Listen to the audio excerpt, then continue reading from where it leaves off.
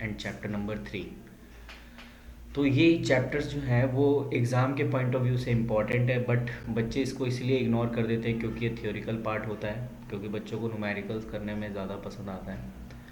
और कभी कभी मैं भी जो है क्लास में इन सभी जो थ्योरिकल पार्ट है इनको मैं एंड में आता हूँ, क्योंकि अगर मैं स्टार्टिंग में इन्हें कराने लगा तो बच्चों को बोर लगता है। तो इसीलिए जो है उसी को ध्यान में रखते हुए मैंने अपने जो है आपको पूरा प्रैक्टिकल्स तो कराए हैं, ठीक है।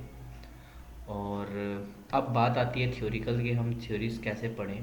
तो उसके लिए अपने को मैंने जो है ये वीडियोस बनाए हैं ताकि आपको ये सारी चीज़ें समझ में आ जाए। तो चलिए देखते हैं इस चैप्टर, ये एक्चुअली यूनिट है जिसमें आपका चैप्टर नंबर ये थर्ड है। आप चाहो तो अपना देख सकते हो, chapter number third and fourth दोनों मिक्सअप होंगे इसमें। तो चलिए स्टार्ट करते हैं, देखते हैं इसमें हमें क्या पढ़ने को बेसिकली मिलेगा। इसमें आपको सबसे पहले मिलेगा, सबसे पहले आपको पता होना चाहिए गैप की फुल फॉर्म क्या होती है। ये गैप, ये गैप की फुल फॉर्म एक्चुअली होती है, आप अपनी कॉपी में नोट कर सकते हैं। गैप की फुल फॉर्म होती है जर्नली एक्सेप्टेड अकाउंटिंग प्रिंसिपल। मतलब जब भी हम कोई चीज़ रिकॉर्ड करते हैं, यानी अभी हमने जितनी भी ट्रांजेक्शन्स की थी न्यूमेरिकल्स में, उन सबको रिकॉर्ड करना, उनको रिपोर्ट करना, इन सारी चीज़ों को एक रूल रेगुलेशंस के हिसाब से करना, यानी इनको कैसे करना है, कब करना है, ये सारे जो रूल रेगुलेशंस, यानी एक तरीके का ये जो है एक तरीके से एक रूल और गाइडलाइंस दिए होते हैं इनमें, जिनको हमें अडॉप्ट करना पड़ता है। किसके लिए? फॉर रिकॉर्डिंग के लिए, ठीक है। हम जो सारी ट्रांजेक्शन्स वगैरह रिकॉर्ड कर रहे हैं अपने बिजनेस में, उन सभी के लिए हमें इसकी ज़रूरत पड़ती है। तो आई होप आपको ये चीज़ समझ में आ गई होगी कि गैप का एक्चुअली मतलब क्या है। बस आपसे इतना ही नॉर्मल पूछेगा, इससे ज़्यादा आपसे नहीं पूछेगा, ठीक है। तो अब इसके बाद क्या इम्पोर्टेंट टॉपिक आता है, ये कुछ अजम्पशंस हैं, इसे भी आप थोड़े से ज़रूर यार, हालांकि ये बहुत ही बोरिंग है लेकिन क्या करें, हमें पढ़ना पड़ेगा, ठीक है ना। तो ये कुछ अजम्पशंस हैं हमारे सामने, ठीक है। ये आपका फर्स्ट, अगर हम अजम्पशंस देखें, ये पहला अजम्पशंस है गोइंग कंसर्न कॉन्सेप्ट। ये आपका अजम्पशन है, ठीक है। ये क्या होता है गोइंग कंसर्न assumption? ये कह रहा है according to this concept assume that the business firm would be continue it operation indefinitely, यानी for fairly long period of time, would not be liquidated in the foreseeable future. ये मैंने already ये सारी चीज़ें आपको क्लास में पढ़ा रखा है, लेकिन फिर भी मैं बता दूँ, गोइंग कंसर्न कॉन्सेप्ट का मतलब होता है कि अगर हमने कोई भी बिज़नेस स्टार्ट किया है तो ओबियसली वो कंटिन्यू ही चलता रहेगा इनडेफिनेटली, ठीक है ना। कंटिन्यूसली हम उसे चलाएंगे जब तक उसमें आपकी मतलब एक तरह से लॉस ना इनकर्ड हो। हमारा तो काम ही होता है, हम प्रॉफिट, यानी बिजनेस करते किस लिए? प्रॉफिट कमाने के लिए। तो ओबियसली प्रॉफिट होगा तो हमारी जो कंपनी है वो लंबे समय के लिए चलेंगी चलेंगी, ठीक है ना। तो ये गोइंग कंसर्न कॉन्सेप्ट का मतलब यही होता है कि आपने अगर कोई भी कंपनी या फर्म या बिजनेस आपने स्टार्ट किया है तो आपका ये मोटिव हुआ कि आप इसे लंबे समय तक इसको ओपन करके यानी चलाते रहें, और ये तब पॉसिबल हो सकता है जब आप अच्छे तरीके से क्या कर सके, प्रॉफिट कमा सके और कंपनी को अच्छे से चला सकें, ठीक है। ये एक इसमें इम्पॉर्टेंट पॉइंट था जो आपको पढ़ना था। एक आपको ये मिलेगा एक्रूअल कॉन्सेप्ट। एक्रूअल कॉन्सेप्ट का मतलब होता है, देखो इसमें दो आपको चीज़ मिलेंगे, एक कैश बेसिस और एक एक्रूअल बेसिस। एक्रूअल का मतलब ये होता है, अगर हम इसमें पढ़े, इसमें लिखा है according to this concept transaction is recorded at the time take a place, not at a time when settlement is done, ठीक है ना। यानी रिकॉर्ड हमें करना है, चाहे हमें उस समय कैश मिला हो या ना मिला हो, हम उसे रिकॉर्ड कर लेंगे। अगर हम सिंपल सी भाषा में बात करें, यानी हम उन सारे रिकॉर्ड को, हम यहाँ पर यानी सारे ट्रांजेक्शन्स को यहाँ रिकॉर्ड करेंगे, जो कैश में भी होगा और उधार में भी होगा, बात ख़त्म। क्योंकि उधार वाले में क्या होता है, हम सेल कर देते हैं, परचेज कर लेते हैं, लेकिन पैसे हम उस टाइम नहीं देते हैं, ठीक है ना। तो हम उसको भी यहाँ रिकॉर्ड करेंगे, ये इसका कहने का मतलब है सिंपल सी भाषा में।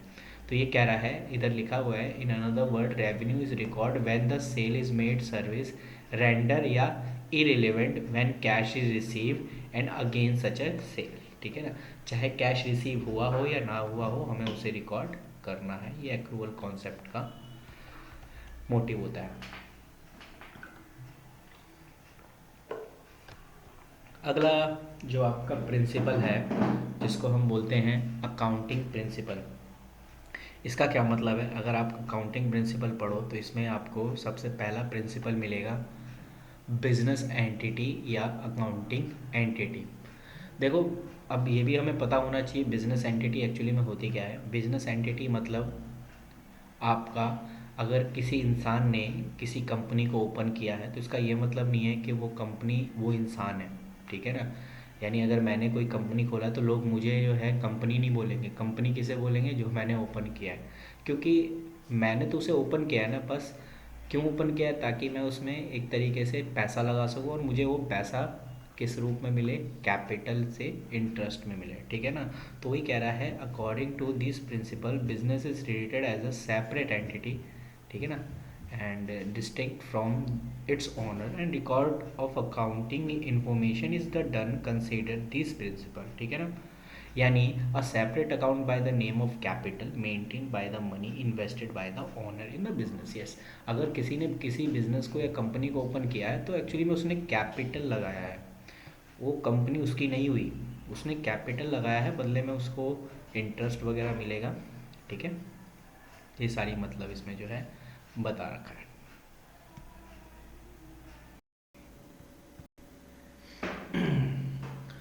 तो आई होप बिजनेस एंटिटी आपको समझ में आ गई। यानी एक सिंपल सा कहने का मतलब है कि अगर अंबानी ने रिलायंस कंपनी को खड़ा किया है तो हम ये नहीं कहेंगे कि अंबानी जो है वो रिलायंस कंपनी है, ठीक है ना। क्यों? क्योंकि अंबानी ने अगर बिज़नेस को स्टार्ट किया है तो वो उसमें पैसा लगा रहा है, बदले में बिज़नेस उसे क्या दे रहा है? प्रॉफिट दे रहा है, ठीक है ना। तो इसीलिए हम ये कहते हैं कि जब भी बिजनेस एंटिटी का मतलब है, बिजनेस एक अलग कॉन्सेप्ट है, यानी हम जियो को हम अलग कंपनी के नाम से जानते हैं, ठीक है ना। और जैसा कि अब मैंने कहा था कि कंपनी जो एक पर्सन में गिना जाता है उसे हम पर्सन कहते हैं, और कौन सा पर्सन कहते हैं? Artificial person. ये भी आपसे एमसीक्यू में पूछ सकता है कि जो कंपनी होती है वो क्या नाम है, उस वो पर्सन में काउंट की जाती है या नहीं की जाती? तो बिल्कुल की जाती है, और वो कौन सी पर्सन में काउंट की जाती है? आर्टिफिशियल पर्सन में। चलिए, ये दो प्रिंसिपल होने के बाद अगर हम नेक्स्ट पे आएँ, वो ये है, अगला जो प्रिंसिपल है आपका है वो है मनी मेजरमेंट प्रिंसिपल। यानी इसके अकॉर्डिंग आप एक सिंपल सा समझ लो कि मनी मेजरमेंट प्रिंसिपल का मतलब होता है हम वो सारी ट्रांजैक्शंस को रिकॉर्ड करते हैं जिसको मनी में कैलकुलेट कर सकते हैं। यानी उन सारे ट्रांजैक्शंस को रिकॉर्ड करना जो एक मनी के टर्म में मेज़र कर सकते हैं, ठीक है ना। हम किसी के फीलिंग, किसी के इमोशन या किसने कितनी मेहनत की, वो सारी चीज़ें यहाँ पर रिकॉर्ड नहीं की जाती। या हम किसी को उधार दे रहे हैं, ये सारी उधार, सॉरी कह रहा हूँ मैं, चैरिटी में हम कोई दान वगैरह दे रहे हैं तो उसे यहाँ पर शामिल नहीं किया जाएगा, क्योंकि उसे मनी में मेज़रमेंट नहीं कर सकते, ठीक है ना। तो मनी मेज़रमेंट प्रिंसिपल का मतलब होता है कि हमें उन्हीं ट्रांजैक्शंस को रिकॉर्ड करना है जो मनी के टर्म में होंगे, ठीक है। चलिए, नेक्स्ट है आपका तीसरा, वो है अकाउंटिंग पीरियड प्रिंसिपल। यानी इसका कहने का मतलब है हमें एक टाइम डिसाइड करना पड़ेगा, ठीक है ना। अब वो टाइम डिसाइड किस लिए करना पड़ेगा? टाइम डिसाइड हमें इसलिए करना पड़ेगा कि अगर हमने कोई भी बिजनेस स्टार्ट किया है तो हमें एक टाइम पीरियड सेट करना पड़ेगा कि हमारा जो है प्रॉफिट हमें कैलकुलेट करना हो, तो एग्जैक्ट हमें एक टाइम फिगर पता हो कि हाँ जी, हमें एक साल का गैप के बाद हम ये कैलकुलेट करेंगे हमने कितनी मेहनत की है। फॉर एग्ज़ाम्पल ऐसे देख लो, आप स्कूल में पढ़ते हो तो आपको कहा जाता है एक साल बाद देन आपके एग्ज़ाम होते हैं, तो एक टाइम पीरियड होता है, चाहे 6 महीने बाद हम फर्स्ट टर्म रख लें, सेकंड टर्म उसके बाद रख लें। तो ये होता क्या है? यही हमने इसीलिए किया है कि ताकि हम ये चेक कर सकें कि पिछले 6 महीने आपने जो पढ़ाई की है उसका क्या रिजल्ट रहा, यानी उसका क्या बेनिफिट रहा, बच्चे ने कितना पढ़ा, वो मार्क्स के अकॉर्डिंग कैलकुलेट किया जाता है, ठीक है ना। तो ऐसे ही बिजनेस में है कि बिजनेस ने अगर पूरे एक साल अच्छे से काम किया कंपनी में तो ये पता चले कि कंपनी को एक्चुअली में प्रॉफिट कितना हुआ है।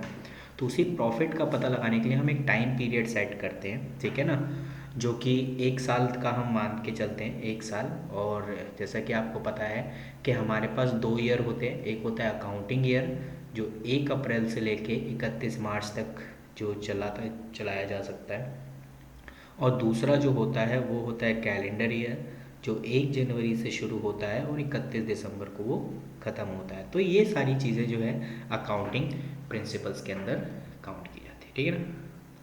उसके बाद ये इतना इम्पॉर्टेंट नहीं है, ठीक है। ये भी नहीं है आपका, इतना कुछ खास नहीं है। और आपका इम्पॉर्टेंट में सिर्फ आप ये देख लो, कॉस्ट कॉन्सेप्ट, या हम इसको बोलते हैं हिस्टोरिकल कॉस्ट प्रिंसिपल। यानी इसका मतलब क्या होता है, यानी इसका मतलब है according to this principle asset are recorded in the book of at the price paid to the acquired, ठीक है ना। यानी हम उसमें जो है, हम जब भी अकाउंटिंग करते हैं तो हम उस टाइम रिकॉर्ड करते हैं जिस समय हमने उसको ख़रीदा होता है। यानी हम इसे कभी भी मार्केट प्राइस पर नहीं दिखाते, यही है, इसी को कहते हैं हम हिस्टोरिकल कॉस्ट, ठीक है। तो हिस्टोरिकल कॉस्ट का मतलब ये होता है कि जब कंपनी ने कोई मशीन खरीदी 2 साल पहले, तो हम उसकी रिकॉर्डिंग आज भी हम उसे हिस्टोरिकल कॉस्ट यानी जितने में हमने खरीदी है उसी पे हम इसे दिखाते हैं। तो ये अकाउंटिंग की कहीं ना कहीं मिस्टेक हो जाती है, और इसको सही करने के लिए हम डेप्रिसिएशंस वगैरह जो है लगाते हैं, ठीक है ना। तो कॉस्ट कॉन्सेप्ट का मतलब यहाँ पर यही होता है कि कंपनी ने जितने में एक्वायर किया यानी जितने में ख़रीदा, हम वो वैल्यू यहाँ पे दिखाते हैं, ना कि मार्केट वैल्यू। बात खत्म।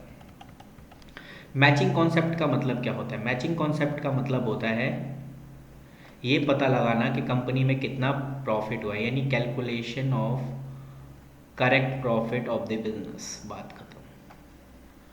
कि भाई सीधी, और पता कैसे चलेगा? टोटल कॉस्ट कैलकुलेट करना कि उस साल टोटल कितना खर्चा हुआ और आपने कितना सेल किया, यानी कंपनी ने कितना सेल किया, उन दोनों के बीच का डिफरेंस निकालेंगे। और उन दोनों के डिफरेंस में अगर कॉस्ट ज़्यादा है और रेवेन्यू कम है तो ओबियसली कहीं ना कहीं लॉस है, और रेवेन्यू ज़्यादा है और कॉस्ट कम है तो कहीं ना कहीं आपको प्रॉफिट है। तो ये सारा जो मैचिंग कॉन्सेप्ट है, इसी के अंदर इसको कैलकुलेट किया जाता है, ठीक है।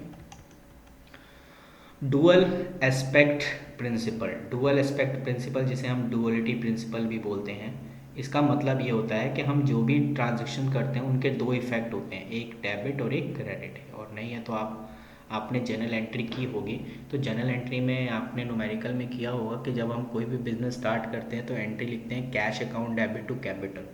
इसका क्या मतलब होता है? इसका मतलब ये है कि आपने बिजनेस स्टार्ट किया है तो कैश डेबिट हुआ है, इसलिए हम उसे डेबिट के कॉलम में पोस्ट करेंगे, और कैपिटल क्रेडिट हुआ है तो इसका मतलब ये है कि उसको क्रेडिट साइड पोस्ट करें। इसका मतलब 2 इफेक्ट हुआ है, यानी जब भी हम कोई ट्रांजेक्शन करते हैं तो उसके हमेशा 2 इफेक्ट होंगे, उसी को कहते हैं हम डुअल प्रिंसिपल, ठीक है। गुड। आप चाहो इसे एक बार पढ़ लेना और ज़्यादा आपको समझ में आ जाएगा, क्योंकि मैं नहीं चाहता इस पूरी चीज़ों को अगर मैंने पढ़ने लगा तो वीडियो थोड़ी लंबी हो जाएगी और आपको थोड़ी सी दिक्कत भी हो जाएगी। ओके, बस फ़िलहाल तो इसमें इतना ही काफ़ी है। हाँ।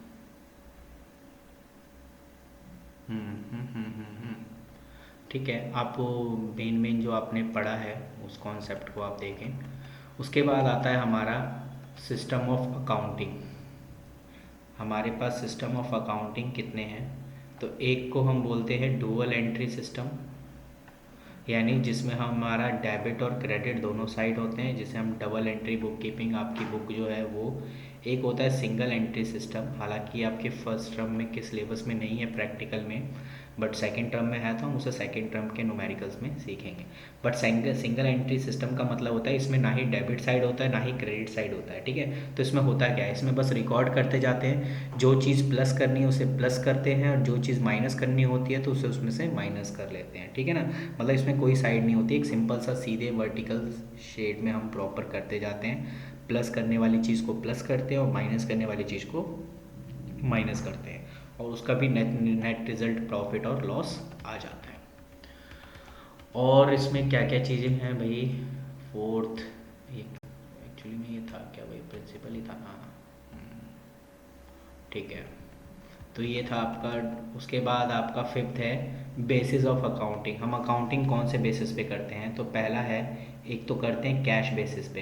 तो ये सब आपको सिंपल सा पता ही होगा कि उन सभी रिकॉर्ड को करना अगर कैश में ट्रांजैक्शन हुआ है तभी, यानी पैसा मिला हो या पैसे की पेमेंट की हो तभी हम यहाँ पे दिखाते हैं, अदरवाइज़ यहाँ पर उधार की कोई एंट्री नहीं होती। जो हमने कैश बुक बनाया था, कैश बुक किस लिए कब बनाते हैं? जब हम जो भी ट्रांजैक्शन कैश में हो रही हो, उधार का वहाँ पर कोई ट्रांजैक्शन रिकॉर्ड नहीं करते। और दूसरा जो रिकॉर्ड होता है वो हमारा होता है एक्रूअल बेसिस। मैंने अभी आपको ऊपर समझाया भी था, एक्रूअल बेसिस में हम उन सभी ट्रांजेक्शन को लिखते हैं, चाहे वो उस टाइम पे पैसा मिला हो या पैसा बाद में मिलेगा या उस टाइम पे ना मिला हो, तब भी हम उसको रिकॉर्ड करेंगे। ये होता है एक्रूअल और कैश। कैश बेसिस पे हम तभी रिकॉर्ड करेंगे जब पैसा मिला हो, ठीक है ना। और एक्रूअल में चाहे पैसा मिला हो या बाद में मिलेगा, तब भी हम उसको रिकॉर्ड कर देते हैं उस टाइम, ठीक है। ये थोड़ा सा इम्पॉर्टेंट है, मीनिंग ऑफ अकाउंटिंग स्टैंडर्ड। ये अकाउंटिंग स्टैंडर्ड की मीनिंग क्या कहता है? Accounting standard are the written statement consist of uniform accounting rule and guideline issue by the accounting body of the country, ठीक है।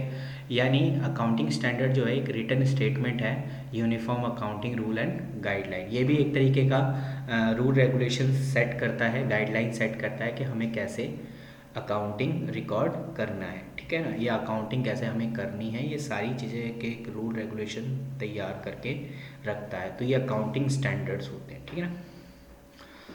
तो need benefit of accounting standard, कि हमें इसकी नीड क्यों है? भाई सीधी सी बात है, अगर आपको रूल नहीं पता होंगे, बिना रूल के आप कोई भी काम नहीं कर सकते, ठीक है ना। तो इसीलिए पहला पॉइंट कह रहा है प्रिपेयर फाइनेंशियल स्टेटमेंट। यानी अगर हमें फाइनेंशियल स्टेटमेंट बनाना है तो हमें इनके रूल्स को फॉलो करना पड़ेगा, इनके गाइडेंस जो इन्होंने गाइडलाइन अपने जो जारी करते हैं उनको हमें देखना पड़ेगा, अदरवाइज़ हम फाइनेंशियल स्टेटमेंट को गलत कर देंगे, ठीक है ना। दूसरा कह रहा है यूनिफॉर्मिटी होनी चाहिए अकाउंटिंग मेथड में। बिल्कुल, यूनिफॉर्मिटी का मतलब यही है कि आप कोई भी बंदा अकाउंटिंग कर रहा है तो एसेट्स को एसेट ही बोलेगा, लाइबिलिटी थोड़ी ना बोलेगा, ठीक है ना।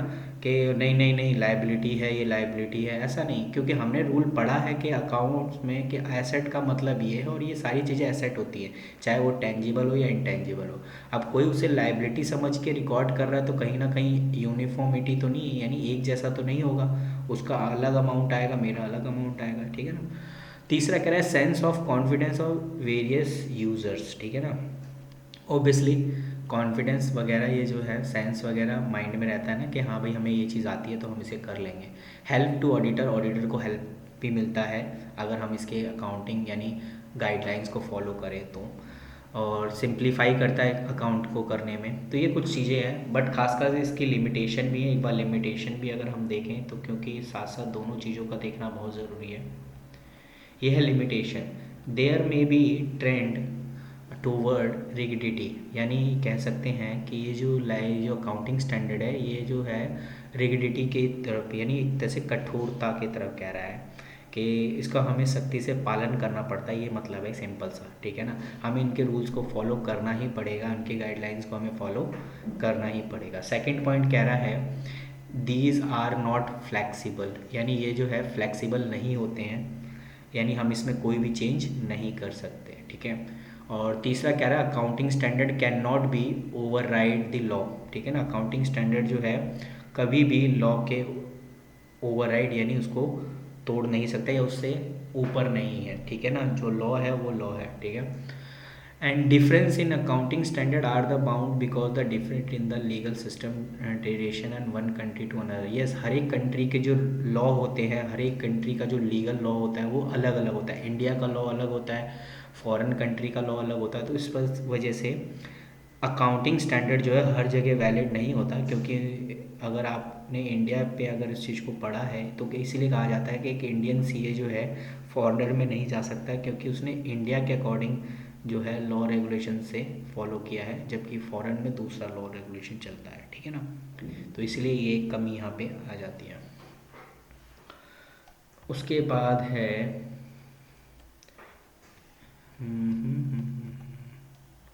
कह रहा है एप्लीकेबिलिटी INDAS। INDAS मतलब इंडियन अकाउंटिंग स्टैंडर्ड। तो AS are applicable to all type of organisation in a industrial हो, यानी ये जो इंडियन अकाउंटिंग स्टैंडर्ड है ये सबके लिए एप्लीकेबल है, ठीक है ना। चाहे वो इंडस्ट्रियल हो या बिजनेस एक्टिविटी हो, एक्सेप्ट प्योरली चैरिटेबल ऑर्गेनाइजेशन है। ऑर्गेनाइजेशन जो चैरिटेबल ऑर्गेनाइजेशन है उनको छोड़ के, मैं ऐसा इसलिए बता रहा हूँ कहीं ना कहीं आपसे ये पूछ ले कि इंडियन अकाउंटिंग स्टैंडर्ड किसके लिए वैलिड नहीं है। तो किसके लिए वैलिड नहीं है?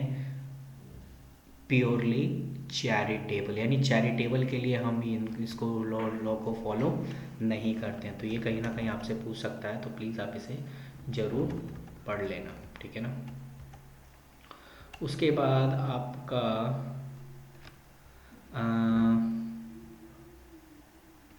उसके बाद आगे पूरी रामायण कथा लिखी हुई है, जिसका मैं इतना आप चाहो तो इसे पढ़ लेना स्क्रीनशॉट लेके, ठीक है ना। हमें जो पढ़ने वाला है वो कौन कौन से पढ़ने वाले हैं, आपको ICAI की फुल फॉर्म पता होना चाहिए कि अगर आप जब 12th पास आउट होके अगर आप CA वगैरह करोगे तो यही इंस्टीट्यूट आपको CA कराती है, जिसका पूरा नाम है institute of chartered accountant of India, और इसी ने जो है इस्टेब्लिश किया है इंडियन अकाउंटिंग स्टैंडर्ड्स, ठीक है। तो आपसे ये भी क्वेश्चन बन जाएगा कि इंडियन अकाउंटिंग स्टैंडर्ड को किसने इस्टेब्लिश किया है, तो ICAI, ठीक है। ओके, दूसरा है उसके बाद these applicable to certain classes company act 2010 rule adopted in February वगैरह। ओके, अकाउंटिंग स्टैंडर्ड के अकॉर्डिंग 2015 में ये अडॉप्ट किया गया, ये भी आपसे पूछ सकता है नंबर, क्योंकि ऐसे डेट तो भाई उनके फेवरेट होते हैं एग्जामिनर के, ऐसे क्वेश्चन पूछना तो मैं भी पूछ सकता है, तो प्लीज़ इसको आप याद रखें। IFRS की फुल फॉर्म क्या होती है पहले तो, और मीनिंग क्या होती है ये भी देख लेंगे। IFRS international financial reporting standard, international financial reporting system.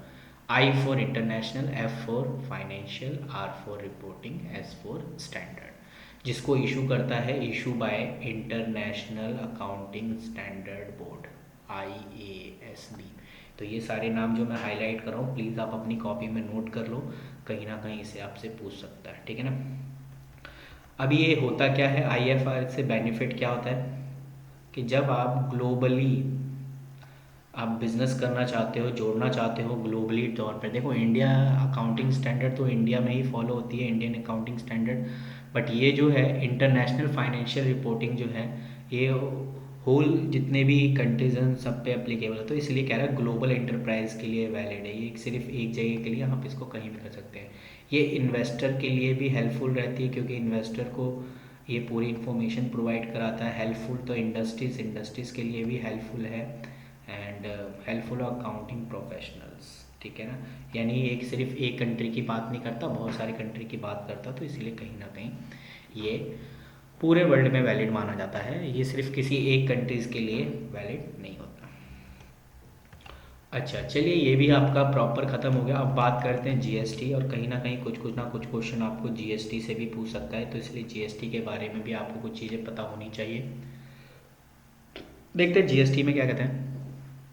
The goods and service tax is a value added tax, ठीक है ना। यानी GST जो इसकी फुल फॉर्म है गुड्स एंड सर्विस टैक्स, पहली चीज़ तो ये आपका एक क्वेश्चन ये हो गया, यहाँ से बन सकता है GST की फुल फॉर्म। और ये क्या है, ये एक वैल्यू एडेड टैक्स है जो लगता है गुड्स एंड सर्विस दोनों पे। तो इसका मतलब है GST सिर्फ गुड्स पे नहीं लगता, सर्विस पे भी लगता है, ठीक है ना। और वो किस चीज़ पे, जब हम डोमेस्टिक कंजम्पशन करते हैं, ठीक है ना। डोमेस्टिक यानी हम अपने कंजम्पशंस के लिए हम उसका उपयोग करते हैं, तो कहीं ना कहीं हमें GST पे करना पड़ता है, ठीक है। It is paid by the customer, ये कस्टमर पे करता है, remitted to the government by the business selling the goods and service, ठीक है। ओके, काफ़ी है, और हमें क्या पढ़ना है। उसके बाद है goods and service tax are provide revenue for the government. Obviously GST का पैसा किसके पास जाता है, गवर्नमेंट के पास जाता है, तो इसलिए ये गवर्नमेंट का रेवेन्यू होता है, ठीक है। Any tax on supply of goods और service both except tax supply alcoholic, alcohol पे कभी भी या एल्कोहल लीकर पे जो है GST नहीं लगता। आप एक बार देख लेना, मैं लिखूँ कहीं अगर नीचे ये शो हो रखा होगा तो, खैर शो तो नहीं है, नीचे MCQ क्वेश्चन है। Characteristic of goods and service tax, इसकी क्या क्या विशेषताएं होती है। पहला, it is a comprehensive indirect tax, ठीक है। यानी ये प्रॉपर इतने सारे जो टैक्स थे ना उन सभी को एक टैक्स में बना दिया है, ठीक है ना। यानी 6-7 टैक्स जो लगते थे उनको एक टैक्स में कन्वर्ट करके एक टैक्स बना दिया, और ये टैक्स कौन सा है? Indirect tax. ये भी आपसे पेपर में पूछ सकता है। गुड्स यानी जीएसटी जो है डायरेक्ट टैक्स है या इनडायरेक्ट टैक्स? तो इनडायरेक्ट टैक्स है, ठीक है।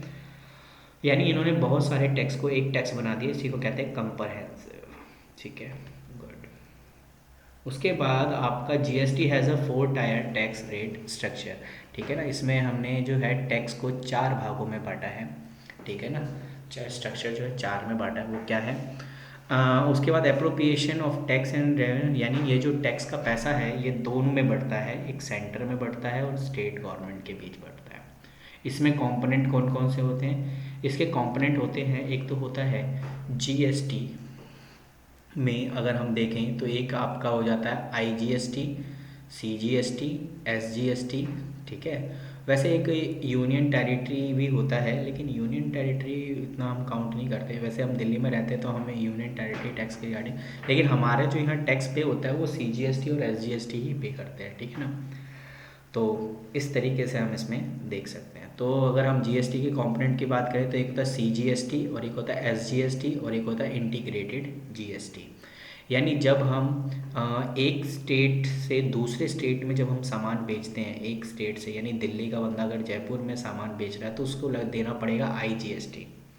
और जब कोई बंदा दिल्ली का इंसान दिल्ली में ही सेल परचेज कर रहा है, सेल वगैरह कर रहा है, तो उस समय जो वो चार्ज करेगा वो करेगा सीजीएसटी और एसजीएसटी, ठीक है ना।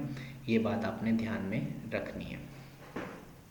उसके बाद इसका ऑब्जेक्ट क्या है, क्या है इसका मोटिव है, हमें ये क्यों करना है, क्योंकि इसके बाद तो न्यूमेरिकल्स है और ओबियसली न्यूमेरिकल्स की वीडियो भी आपके सामने आ जाएंगी, ऐसा कोई दिक्कत नहीं है। ऑब्जेक्ट की बात करें तो objective of goods and service पहला है टू एलिमिनेट क्लासिफिकेशन डिस्प्यूट, ठीक है ना। पहले तो ये चीज़ें पता होना चाहिए, हम ये करते हैं बिटवीन गुड्स एंड सर्विस, तो ये क्लासीफाई करता है, ठीक है ना, कि गुड्स पे यानी गुड्स कौन से हैं, सर्विस कौन से है, उसी के रिगार्डिंग उसमें जो है टैक्स शामिल किया जाता है, ठीक है ना। To bring uniformity in tax rate and automated complaints, यानी सारे टैक्स को मिला के एक टैक्स कर दिया है तो कहीं ना कहीं ये जो है एक टैक्स में आपका ये प्रॉपर बन गया है, तो इसी को हम कहते हैं यूनिफॉर्मिटी। इतने सारे टैक्स को एक टैक्स में कर देना, ये भी हमारा ऑब्जेक्ट था और हमने किया है।